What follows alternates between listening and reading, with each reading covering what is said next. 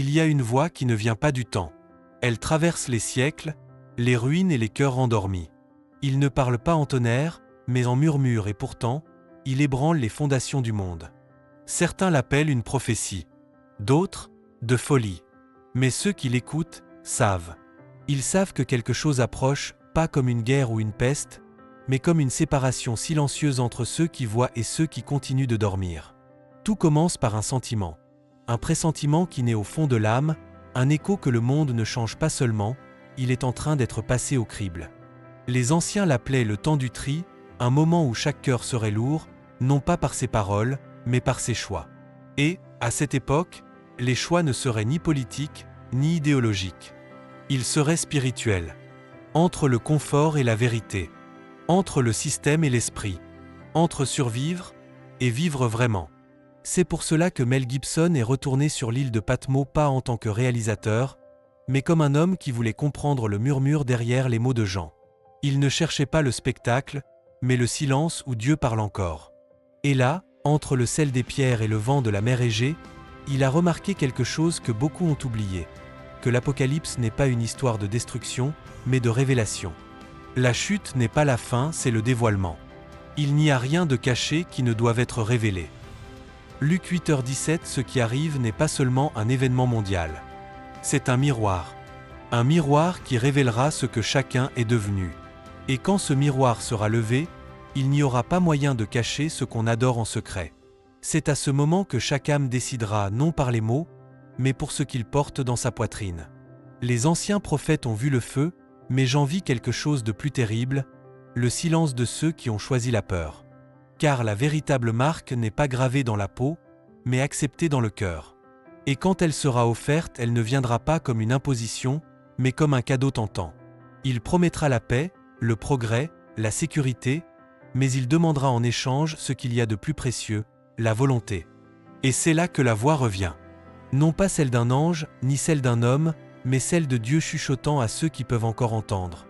Sortez d'elle, mon peuple, afin de ne pas participer à ses péchés. Apocalypse 18h4. Le murmure n'est pas un avertissement. C'est un appel. Et le temps de l'écouter se referme. Il y a des signes partout, mais peu sont éveillés pour les voir. Dans le prochain chapitre, nous comprendrons ce que Jean a réellement vu et pourquoi cette vision a été gardée secrète pendant 2000 ans. Inscrivez-vous et marchez avec nous avant que le silence ne devienne absolu. L'homme qui a filmé l'invisible, il a vécu la moitié de sa vie entouré de caméras, de scénarios et de projecteurs et pourtant, il n'avait jamais vu ce qui comptait vraiment. Mel Gibson connaissait le pouvoir des images, la force d'une histoire racontée avec douleur et rédemption. Mais il y avait quelque chose qu'aucun objectif ne pouvait capturer, quelque chose qui ne tenait pas sur pellicule, ni ne pouvait être mis en scène. Un regard, un silence, une présence. Ce soir-là, assis face à la mer, le vent froid lui fouettant le visage, il réalisa que toute sa carrière avait été une préparation à quelque chose qui ne se filme pas, la révélation. Pas celle qui s'écrit dans les scénarios, mais celle qui s'imprime dans l'âme. Parce que le vrai cinéma de Dieu ne se passe pas sur les écrans, il se passe dans les cœurs. Il avait dépeint la foi, la douleur et la rédemption dans la passion du Christ, mais quelque chose en lui murmurait qu'il manquait une histoire, l'histoire qui vient après la croix. Non pas une suite cinématographique, mais spirituelle. Que se passe-t-il lorsque le monde entier oublie le sens du sacrifice et commence à vénérer le système même qui l'a condamné? C'est cette question qui l'a conduit jusqu'à l'île de Patmos, le même endroit où Jean a entendu les paroles les plus redoutées et les plus mal comprises de l'humanité. Que celui qui a des oreilles entende ce que l'Esprit dit aux églises. Apocalypse 2h7. Dans la grotte froide où l'apôtre a écrit la fin, mais elle ne cherchait pas l'inspiration. Il cherchait des réponses. Parce que quelque chose dans le monde moderne, les bruits, les écrans, les promesses de pouvoir résonnaient comme un écho lointain de cette ancienne prophétie. Serait-il possible que l'Apocalypse ne soit pas seulement un événement futur, mais un processus silencieux déjà en cours? Le moine qui l'a guidé jusqu'à la grotte, un homme à la barbe blanche et aux yeux d'éternité, lui a seulement dit « Il y a des vérités qui ne peuvent être entendues que lorsque le monde se tait. » Et il obéit. Il est resté silencieux. Le son de la respiration, le goutte à goutte des pierres, le bruissement du vent semblait se transformer en voix ancienne. Chaque mot du livre prenait vie, non pas une menace, mais un miroir. L'Apocalypse ne parlait pas seulement de bêtes et de sceaux, mais du cœur humain lui-même. Pendant que je lisais, et tous recevront une marque sur la main droite ou sur le front. Un frisson lui parcourut le corps. Ce n'était pas de la peur, c'était de la reconnaissance. Parce que la marque était déjà là, invisible, cachée dans les choix quotidiens, dans les renoncements déguisés en progrès, dans les pactes passés avec la peur. Il comprit, là, entre les ombres de Patmos, que l'Apocalypse ne commence pas avec la chute du monde, mais avec la chute de l'homme en lui-même. Et avant que la prophétie ne s'accomplisse, il faut comprendre la marque, non le symbole, mais l'esprit qui l'anime. Le moine l'observa en silence et murmura : « Vous êtes venu chercher la fin, mais ce que vous allez trouver, c'est le début. » Et c'est ainsi que l'homme qui a filmé l'invisible a réalisé que le véritable scénario ne faisait que commencer, un scénario écrit non par des mains humaines, mais par celui qui transforme la peur en révélation. L'appel à Patmos, il y a des endroits dans le monde qui n'appartiennent pas au temps. Patmos est l'une d'entre elles. Une île de pierre et de silence, où la mer semble garder des secrets que même le vent n'ose répéter. C'est là, il y a 2000 ans, qu'un homme nommé Jean a entendu ce qu'aucune oreille humaine n'était préparée à écouter. Et, des siècles plus tard, un autre homme, un cinéaste habitué au bruit, aux lumières et aux applaudissements, fut rappelé dans la même grotte. Non par hasard. Parce qu'il y a des appels qui traversent les époques, résonnant jusqu'à ce que quelqu'un ait le courage de répondre. Mel Gibson n'est pas arrivé en touriste. Il est arrivé comme quelqu'un qui porte une inquiétude. Le monde semblait s'accélérer, le mal ne se cachait plus, et la foi était devenue un divertissement. Il voulait comprendre. Pourquoi l'Apocalypse semblait-elle plus proche chaque jour? Pourquoi les prophéties qui sonnaient autrefois comme des mythes ressemblaient-elles maintenant à des gros titres? Le chemin menant à la grotte était étroit et rugueux. Le vent soufflait comme s'il répétait d'anciens mots, et chaque pierre semblait l'observer. Le gardien du lieu, un moine orthodoxe à la barbe blanche nommé Père Nikos, lui ouvrit la porte sans dire un mot. Il murmura à peine, le regard ferme : « Il y a des choses qu'on n'entend qu'en silence. » Là-dedans, la pénombre était dense, presque vivante.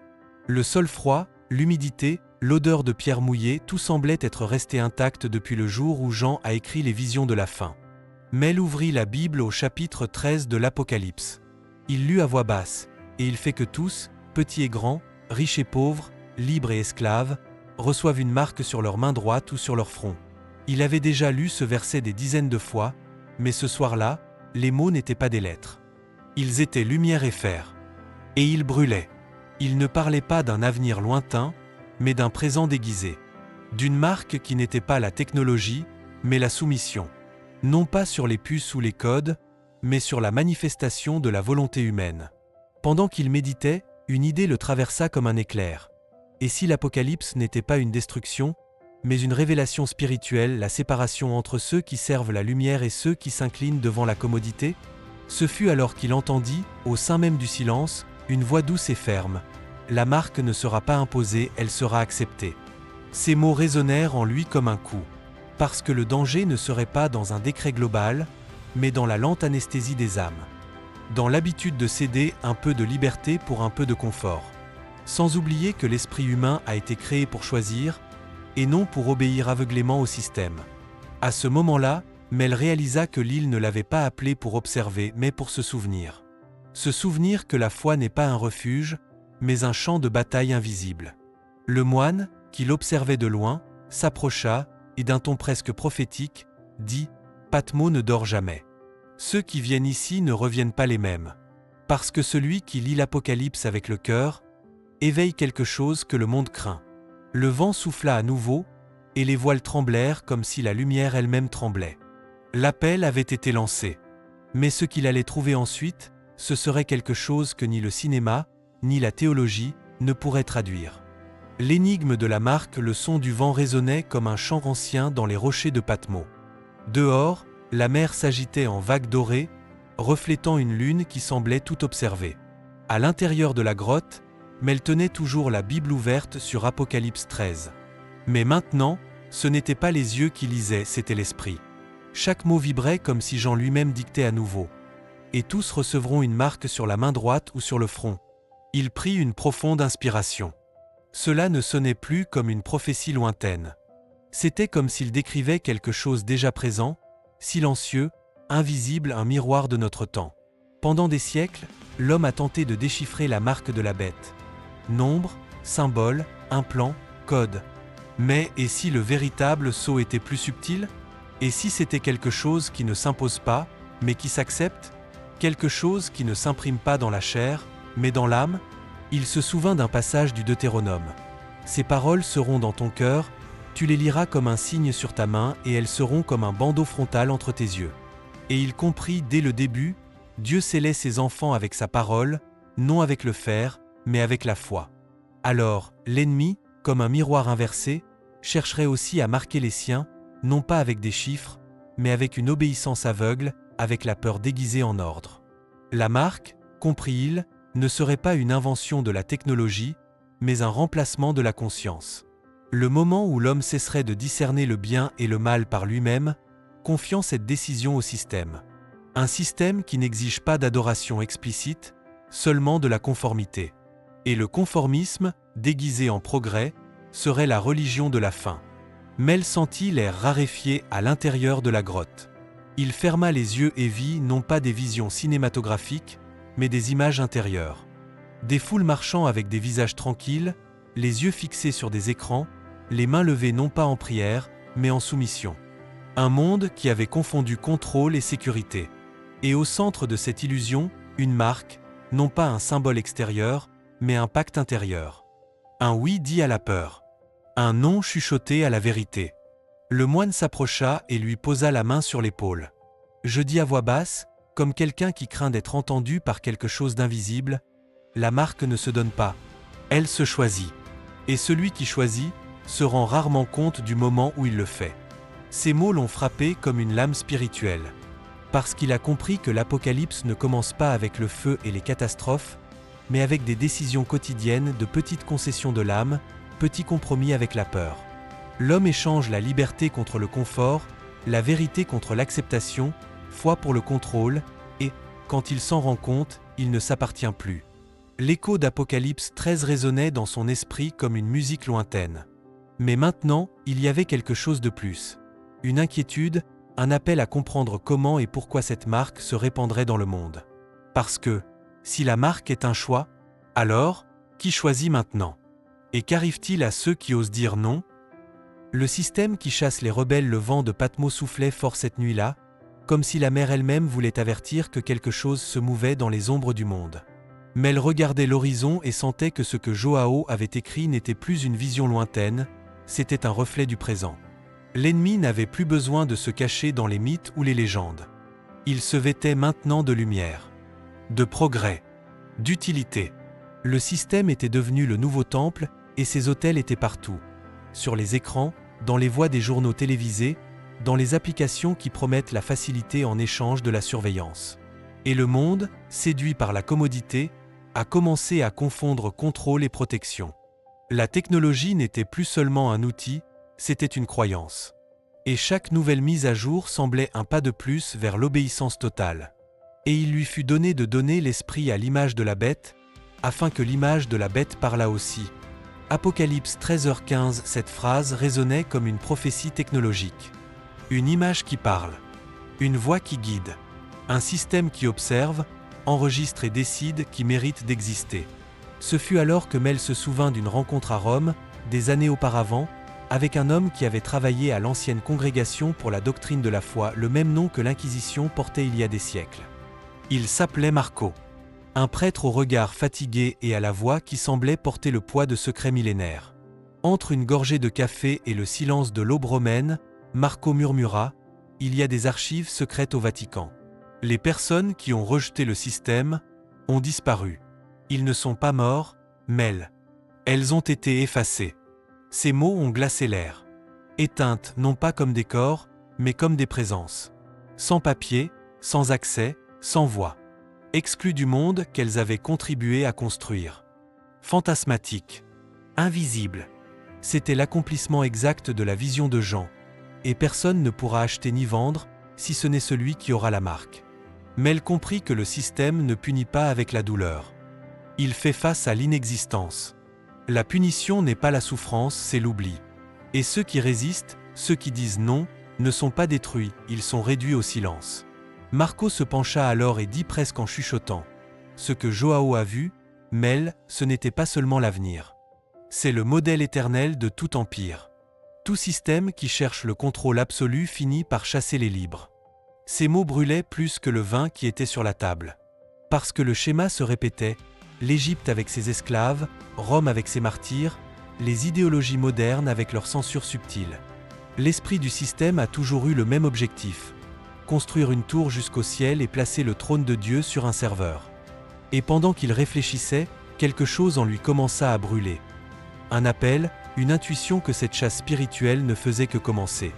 Car s'il existe un système qui traque les rebelles, il y a aussi des rebelles qui sont nés pour défier le système. Les échos de la prophétie la nuit semblaient interminables, et chaque bruit du vent apportait des souvenirs d'autrefois. Patmo dormait, mais à l'intérieur de cette grotte, le monde entier semblait éveillé. Mel, les yeux fixés sur les bougies tremblantes, savait qu'il y avait quelque chose dans les paroles de Jean qui dépassait toute interprétation théologique. Ces vieilles phrases n'étaient pas des métaphores, c'étaient des échos. Échos de quelque chose qui revient, se répète, se réinvente à chaque génération, comme une marée spirituelle que l'homme s'obstine à ignorer. Le moine suisse Friedrich, que Mel avait rencontré des années auparavant, avait dit un jour: « Les prophéties ne concernent pas le temps. Elles parlent du cœur humain. Et tant que le cœur sera le même, l'Apocalypse continuera de se répéter. » Ces mots revinrent avec le poids d'une révélation. Parce qu'en étudiant le livre, Mel a réalisé que Jean ne décrivait pas seulement la fin, il décrivait le miroir du monde, le reflet de l'âme humaine lorsqu'elle s'éloigne de la lumière. Personne ne pourra acheter ni vendre, si ce n'est celui qui aura la marque. Apocalypse 13h17. Ce verset, tant débattu pendant des siècles, semblait maintenant simple et terriblement réel. Il ne parlait pas seulement de commerce, mais de contrôle. D'un système qui ne tue pas par l'épée, mais par l'exclusion. Ce qui était autrefois une prophétie était maintenant une politique. Ce qui était autrefois la religion s'appelait désormais progrès. Friedrich lui montrerait un manuscrit du XIe siècle, écrit par Joachim de Flore, un moine visionnaire qui parlait de l'ère de l'esprit. Ali était écrit: « Quand l'homme dira non à la marque, sa vie dans le monde prendra fin, mais commencera dans le royaume. » Mel sentit ses mains trembler en lisant cela. Ce qui semblait être un mystère théologique prenait forme sous ses yeux. Le prix de la liberté n'était pas seulement physique, mais aussi spirituel. Rejeter le système signifiait disparaître aux yeux des hommes, mais être souvenu aux yeux de Dieu. Et plus il étudiait, plus il réalisait que la prophétie de Jean ne parlait pas de destruction, mais plutôt sur la récolte. Le blé et l'ivraie croissant ensemble jusqu'à ce que la vérité les sépare. Le système, le gouvernement, les structures, tout serait passé au crible. Mais la séparation la plus profonde serait invisible, celle des cœurs. Car beaucoup sont appelés, mais peu sont élus. Matthieu 22h14. Ces mots sonnaient maintenant différemment. Ce n'était pas un avertissement. C'était un compte à rebours. Le monde se dirigeait vers un point où la foi cesserait d'être une croyance et deviendrait une résistance. Au simple fait de rester fidèle serait perçu comme de la rébellion. Mel leva les yeux et vit, dans le reflet de la flamme, des visages qu'elle ne connaissait pas. Hommes et femmes de tous les temps, chacun confronté au même dilemme: dire oui et appartenir au monde, ou dire non et appartenir à l'éternité. L'écho des prophéties devenait assourdissant. Et il comprit que, pour comprendre ce qui allait venir, il faudrait suivre le son de cet écho jusqu'au prochain point où le divin et l'humain se rencontrent. Le miroir de l'histoire, la prophétie de Jean, pensa Mel, ne parlait pas seulement de l'avenir, elle parlait du passé qui insiste à revenir. Parce que l'histoire humaine est un miroir brisé, reflétant la même erreur sous des visages différents. Les empires s'élèvent, tombent et ressurgissent déguisés en modernité, mais toujours avec la même essence, le désir d'être Dieu. Friedrich lui avait dit une phrase qui résonnait maintenant avec une clarté inquiétante. Tout empire est une imitation de Babel, et Babel n'a jamais été détruite, seulement mise à jour. Et, en effet, le schéma était le même. L'Égypte avait érigé ses pyramides sur le sang des esclaves. Rome avait couronné l'idolâtrie d'or et de marbre. Et le siècle moderne, avec ses tours de verre et d'acier, avait fait de même, il avait simplement remplacé l'autel par l'écran. Le système de contrôle n'avait plus besoin de fouet, les algorithmes suffisaient. La bête ne rugissait plus des trônes, elle chuchotait des notifications. Et il lui fut donné pouvoir sur toute tribu, et langue, et nation. Apocalypse 13h07 Mel comprit alors que l'esprit du système était le même depuis l'Éden. La promesse de l'autonomie totale, le raccourci vers le divin sans l'obéissance au divin. Le même poison qui avait fait désirer à Adam être comme Dieu coulait maintenant dans les veines numériques du monde. Et l'humanité, séduite par les commodités, troquait sa liberté contre le plaisir et sa foi contre l'efficacité. C'est à Jérusalem qu'il a commencé à réaliser l'étendue de ce miroir. Dans les rues anciennes où le Messie avait marché, il s'est entretenu avec des érudits, des prêtres, des rabbins et tous, à un certain niveau, admettaient la même chose. Le monde était préparé à un contrôle absolu déguisé en bonté. Le mal ne viendrait pas avec le visage de la tyrannie, mais avec le sourire du salut collectif. Et le peuple, affamé d'ordre et de sécurité, appellerait le joug justice. Un vieux prêtre, à la voix rauque, lui dit quelque chose qui resta gravé dans son âme. Le diable a appris que la manière la plus efficace de détruire le sacré est de le transformer en routine. Ces mots ont ouvert une blessure en Mel. Parce qu'il a compris que l'ennemi ne brûlait plus les temples, il les remplissait. Il ne détruisait pas la foi, il la diluait. Et quand tout devient foi, plus rien n'est sacré. Il se souvint des paroles du Christ, parce que l'iniquité se multipliera, l'amour de beaucoup se refroidira. Matthieu 24h12 La prophétie, comprit-il, ne s'accomplit pas seulement dans les guerres et les catastrophes, mais dans la froideur des âmes qui ne s'émeuvent plus.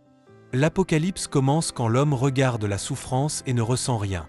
Quand la peur devient une routine et le mal, une habitude. L'histoire, comme un miroir, reflétait une terrible vérité. Le monde ne s'effondre pas, il se répète. Et chaque répétition le rapproche de son point final. Mais, au milieu de cette spirale sombre, il entendrait quelque chose de nouveau, un murmure venant des montagnes, un signe que, même lorsque le système semble invincible, Dieu prépare toujours un refuge pour ceux qui le cherchent encore. Les refuges de Dieu quand le système semblait avoir pris chaque recoin du monde, Dieu a chuchoté dans les montagnes. Et l'homme qui cherchait à comprendre l'Apocalypse découvrit que le ciel n'abandonne jamais ceux qui se cachent dans le rocher. Parce que, depuis le commencement, le Très-Haut a toujours élevé des refuges avant la tempête. Mel a voyagé vers l'est, guidé par une intuition silencieuse. Le voyage l'a mené dans des lieux oubliés, où le vent parle plus fort que l'homme. Il est arrivé dans les montagnes d'Arménie, où le monastère de Tatef repose au bord du gouffre, comme s'il flottait entre le ciel et la terre. Mais l'abbé Auban l'accueillit avec un regard qui mêlait paix et avertissement. Le moine le conduisit à travers des tunnels creusés dans la pierre et lui révéla de vastes grottes froides, suffisant pour abriter des centaines de personnes. Pendant les persécutions, dit l'abbé, les fidèles se cachaient ici. Le monde les appelait des lâches, mais c'étaient les seuls qui restaient debout devant Dieu. Ces mots ont résonné comme une prophétie. Parce que tout empire qui s'élève contre le sacré croit tout dominer, jusqu'au jour où il découvre que Dieu cache ses enfants dans des endroits où le pouvoir ne les atteint pas. C'est là, sous le toit de pierre et de prière, que Mel comprit. Les refuges de Dieu ne sont pas faits de murs, ils sont faits de foi et de but. Celui qui a le cœur consacré devient invisible au mal. Ce soir-là, le vent battait contre les murs et le son semblait chanter une ancienne mélodie. Le moine posa sur la table une carte jaunie, griffonnée de symboles et de versets. Isaïe 26, 20 était écrit au centre. « Va donc, mon peuple, entre dans tes chambres et ferme tes portes. Cache-toi un instant, jusqu'à ce que la colère soit passée. » L'abbé sourit. Dieu donne toujours la carte avant la tempête. Ces mots ont fait écho à un souvenir en Mel. Pétra, en Jordanie, la ville sculptée dans la roche, rouge comme le sang et dorée comme le coucher de soleil. Certains croient qu'elle sera le dernier refuge du peuple de Dieu pendant la tribulation. Il a marché dans ces passages étroits, où les hauts murs semblent fermer le monde, et il ressentit quelque chose qu'il ne savait pas expliquer, comme si le désert lui-même l'observait. Ali, un archéologue israélien, Abraham, lui a dit « L'Apocalypse n'est pas une fin, Mel. C'est un manuel de survie spirituelle. » Ces mots l'ont transpercé. Parce qu'il a compris que les instructions de Jean n'étaient pas seulement des prophéties, étaient coordonnées. Fuyez vers les montagnes. Ne regarde pas en arrière. Veillez et priez. Ce n'étaient pas des métaphores. C'étaient des ordres. L'Apocalypse, réalisa-t-il, ne décrit pas la destruction, plus de mouvement, un appel à la séparation. Dieu retire les siens avant que le feu ne commence. Alors que la nuit enveloppait le désert et que les étoiles apparaissaient comme des sentinelles dans le firmament, Mel comprit que chaque génération a ses refuges, et que les montagnes, les grottes et les déserts ont toujours abrité les élus. Mais tous les refuges ne sont pas physiques. Il y a des abîmes intérieurs qui doivent aussi être traversés. Et c'est là, dans le désert de l'âme, que l'homme apprend ce que signifie réellement dépendre de Dieu. La fois physique, le soleil se levait sur la jungle, et les premiers rayons traversaient le brouillard comme des épées dorées fendant le silence. Après les montagnes, Mel a suivi son instinct jusqu'au cœur de l'Amazonie, l'un des rares endroits sur Terre où le système n'avait pas encore planté ses griffes. Ali, entre des fleuves sans fin et des villages cachés, il rencontra des missionnaires et des tribus qui vivaient comme au jour de la Genèse. Sans électricité, sans banque, sans rien de ce que le monde moderne considérerait comme essentiel. Et pourtant, il y avait la paix. Le père Miguel, un missionnaire colombien à la voix sereine et au regard ardent, lui dit alors qu'il marchait entre des palmiers géants. Si le monde s'effondrait demain, ces gens ne s'en rendraient même pas compte. Ces mots l'ont frappé comme une révélation. Le système se présente comme indispensable, mais le cœur humain ne devient vraiment libre que lorsqu'il n'en dépend pas. Ces tribus, isolées de la machine globale, vivaient quelque chose que l'homme civilisé a oublié, la foi physique. Non la foi théorique, prêchée dans les temples de béton, mais la foi qui fait bouger le corps, qui plante, chasse, prie et attend le miracle comme on attend la pluie. Un soir, autour d'un feu de joie, une femme du village leva les mains vers le ciel sombre et se mit à chanter dans sa langue ancestrale. Mel n'a pas compris les mots, mais il a compris l'esprit. Ce chant n'était pas une demande, c'était de la gratitude. La foi n'était pas une abstraction là-bas, c'était une question de survie. Il ne croyait pas en Dieu par doctrine, mais parce qu'il le voyait tous les jours, au lever du soleil, au son des rivières, dans la providence qui venait quand le monde disait impossible. Le père Miguel lui raconta une histoire qu'il n'oublierait jamais. Un pasteur en Ouganda a dit un jour que les gens priaient affamés. Le soir, ils ont demandé du pain. Le matin, un camion est apparu avec de la nourriture, conduit par un chauffeur qui jurait avoir suivi une voix. Il n'avait jamais entendu parler de ce village. Mais c'était. Mel resta en silence, regardant le feu danser. La foi physique, c'était ça. En temps de tribulation, elle reviendrait. Dieu ne nourrirait pas ses enfants de promesses, mais de miracles tangibles. Comme il l'a fait avec Élie, nourri par des corbeaux, comme il l'a fait avec Israël, nourri de manne. L'homme ne vivra pas seulement de pain, mais de toute parole qui sort de la bouche de Dieu. Matthieu 4h4. Ces mots résonnaient dans la jungle avec la force d'un tonnerre lointain.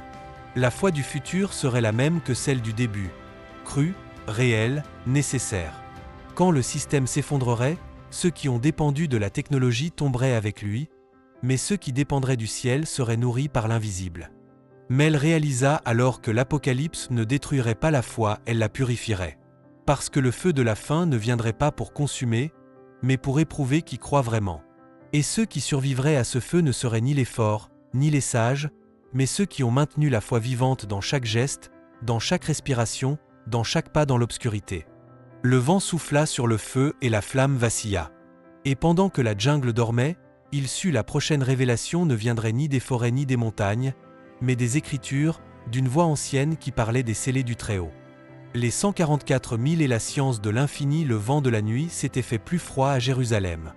Mel était sur le mont des Oliviers, le même endroit où le Christ a pleuré pour la ville et où, selon les Écritures, il reviendra. Devant lui, les lumières du mont du temple brillaient comme des braises dans l'obscurité et dans ce décor, entre le passé et l'avenir, il rencontra le rabbin Daniel Haché, un érudit messianique des Écritures. Le vieux rabbin l'observait en silence, avec un regard qui semblait traverser le temps. « Savez-vous qui sont les 144 000 » demanda-t-il. Mel répondit avec ce que tout érudit dirait, les scellés des 12 tribus d'Israël. Le rabbin acquiesça, mais l'éclat dans ses yeux trahissait qu'il y avait plus. « Oui, mais vous comprenez pourquoi ils sont scellés. » Le silence s'est prolongé. Le vent sembla retenir son souffle. Alors il dit, « Parce que le chaos ne les touche pas. Ils sont la voix de Dieu au milieu de l'effondrement. Intouchables jusqu'à ce que le témoignage soit complet. » Ces mots planèrent dans l'air comme un feu invisible. Mel comprit que la marque de la bête n'était pas la seule marque dans l'Apocalypse. Tandis que le système scellait les serviteurs de la peur, Dieu scellait les serviteurs de la foi. 2 royaumes, 2 marques, 2 voix coexistant jusqu'à l'instant où le son du ciel ferait taire le bruit de la terre. Et je vis un autre ange monter du côté du soleil levant, ayant le sceau du Dieu vivant. Apocalypse 7h2. Ce sceau n'était pas un symbole mystique, mais une fréquence spirituelle. Les 144 000 ne seraient pas une foule aléatoire, ils étaient la portion incorruptible de l'humanité. Des hommes et des femmes qui, au milieu de l'obscurité, n'ont pas vendu leur conscience. Ils ont été scellés non par des rituels, mais par des décisions. Des personnes qui ont choisi de rester pures lorsque le monde s'est agenouillé devant la commodité. Et c'est pourquoi ils sont devenus invisibles au chaos comme des étoiles qui ne brillent que lorsque la nuit est totale. Quelques jours plus tard, à Oxford, Mel rencontra Thomas Whitfield, un mathématicien spécialiste de la théorie de l'infini. Il marchait dans les jardins couverts de brume quand le professeur lui dit « N'importe quel nombre, aussi grand soit-il, additionné à l'infini, disparaît. » Ces mots résonnèrent comme une clé spirituelle. Parce que l'Apocalypse, comprit-il, n'était pas seulement une vision prophétique, c'était une équation divine. La douleur multipliée par l'éternité se transforme en gloire. Le fini, touché par l'éternel, cesse d'être souffrance et devient dessein. Les souffrances du temps présent ne se comparent pas à la gloire qui va être révélée. Romains 8h18. Mel a réalisé que l'infini n'est pas une idée, c'est une personne. L'infini est Dieu. Et ceux qui lui appartiennent, scellés par sa volonté, deviennent des particules de cet éternel. La marque du système promet la survie. Le sceau de Dieu offre l'immortalité. L'un promet du temps, l'autre, l'éternité. Et pendant que le rabbin et le mathématicien parlaient, une ligne invisible unissait la science et la foi, la raison et la révélation. L'Apocalypse se révélait, non comme une tragédie, mais comme une ingénierie divine, un plan cosmique où même la douleur obéit à une logique sacrée. Mais pour comprendre ce qui allait vraiment arriver, Mel devrait encore affronter le filtre final, le moment où toutes les âmes seraient pesées, et le monde entier, divisé entre ceux qui ont choisi de vivre, et ceux qui ont osé mourir debout. Le filtre final, le son de la mer frappant les rochers de Patmos ressemblait à un cœur ancien, battant, patient, éternel. Mel était de nouveau dans la grotte où tout avait commencé. La même pierre froide, le même vent salé, le même silence qui semblait observer chaque pensée humaine. Mais maintenant, il n'était plus le même homme. Les voyages, les visions, les révélations avaient ébranlé ses certitudes une à une. Il ne cherchait plus de réponse, il cherchait le discernement. Le moine Nikos l'attendait, plus âgé, avec des yeux encore plus clairs, presque translucides.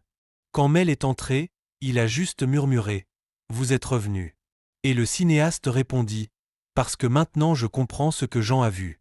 Ils s'assirent en silence. La flamme des bougies tremblait comme si elle respirait. Mel ouvrit la Bible une fois de plus, non pas comme quelqu'un qui lit, mais comme quelqu'un qui se souvient d'une promesse oubliée. Là était le cœur de tout, l'Apocalypse non pas comme destruction, mais comme division. Non pas une fin, mais un filtre. Un tamis invisible, séparant ceux qui croient seulement de ceux qui appartiennent vraiment. Et je vis des trônes, et ceux qui s'assirent dessus, à qui le pouvoir de juger fut donné. Apocalypse 20h4. Les mots semblaient avoir un poids physique. Il ne parlait pas de jugement dans le sens de punition, mais de révélation. Le filtre final ne serait pas imposé par Dieu, mais révélé par le cœur humain lui-même. Parce que chaque âme serait éprouvée par ce qu'elle craint le plus. La perte de contrôle, de confort, de sa propre identité. Et cette peur serait le tamis, l'outil sacré qui sépare l'or du sable. Mel se souvint d'une conversation avec Friedrich, le moine suisse. L'Apocalypse ne mesure pas la destruction, Mel, avait-il dit, méditez la fidélité. Ces mots prenaient maintenant forme. Fidélité, non pas à un symbole, mais à une essence. À ceux qui ont choisi de vivre à genoux devant le système, il resterait la sécurité. À ceux qui oseraient se tenir debout, il resterait l'éternité. Pendant qu'il réfléchissait, il se souvint aussi du mathématicien d'Oxford. L'infini absorbe le fini jusqu'à ce que la douleur disparaisse, avait-il dit. Et alors il comprit, la souffrance n'est pas la fin, c'est le processus. La douleur est le feu qui révèle la matière dont l'âme est faite. Parce que l'éternité n'accepte pas l'impureté, et le filtre de l'Apocalypse sert à la nettoyer. Le moine qui l'observait s'inclina et demanda d'une voix basse, presque comme un murmure venu d'une autre dimension. « Et quel sera votre choix, Mel ?» Dehors, la mer rugissait contre les rochers, et le son était le même qu'il y a 2000 ans, le même que Jean avait entendu lorsque le ciel s'était ouvert. Mel prit une profonde inspiration. Et, pour la première fois, il ne répondit pas par des mots. Il a à peine fermé les yeux et il a compris. Le filtre final n'a pas lieu dans le futur, il a lieu maintenant. À chaque décision. À chaque fois que l'homme choisit entre survivre et vivre, entre craindre et croire, entre le monde et Dieu. Et tandis que le vent éteignait lentement les bougies, une présence silencieuse sembla traverser la grotte. Ce n'était ni une vision, ni un son. C'était un appel. Une invitation à regarder au-delà de la fin pour ce qui est encore caché après la lumière. La mer de Patmos continue de battre contre les rochers comme une horloge éternelle. Les vagues vont et viennent, mais le message reste. Non pas sur la destruction, mais sur le choix. Non pas sur la fin, mais sur l'éveil. Chaque génération lit l'Apocalypse avec crainte, mais ce n'a jamais été un livre d'horreur. C'est un miroir. Un appel. Un rappel que, lorsque tout semble s'effondrer, c'est Dieu lui-même qui tamise le monde, séparant ce qui est passager de ce qui est éternel. Et peut-être que le vrai secret de la fin n'est pas de la craindre, mais le comprendre. Parce que l'Apocalypse n'est pas l'effondrement du monde, c'est le début de ce qui ne finira jamais. Le début du royaume qui ne peut être filmé, mais seulement ressentir. L'aurore qui naît quand le dernier non résonne contre les ténèbres. Que celui qui a des oreilles entende ce que l'Esprit dit aux églises. Apocalypse 2h07. Si vous êtes arrivé jusqu'ici, sachez que rien de tout cela n'est une coïncidence. Il y a une raison pour laquelle vous écoutez ces mots, pour sentir le frisson silencieux que l'Esprit provoque lorsqu'il touche quelque chose de vrai. Alors, avant que le monde ne se taise, faites partie de la voix qui choisit encore la lumière. Il ne s'agit pas de religion, mais de révélation. Non de peur, mais de foi. Gratitude à chaque âme qui a marché avec nous jusqu'à ce moment, à chaque chercheur de vérité qui ne se contente pas de réponses faciles, à chaque cœur qui ose regarder l'invisible et reconnaître les signes. Et si quelque chose ici a touché votre esprit, si une phrase a allumé une étincelle dans votre cœur, ne laissez pas cette flamme s'éteindre. Partagez ce message. Devenez partie de ce qui est révélé. Inscrivez-vous et marchez avec nous dans la lumière. Il y a plus qui est révélé, et le prochain chapitre pourrait changer tout ce que vous pensez de la fin.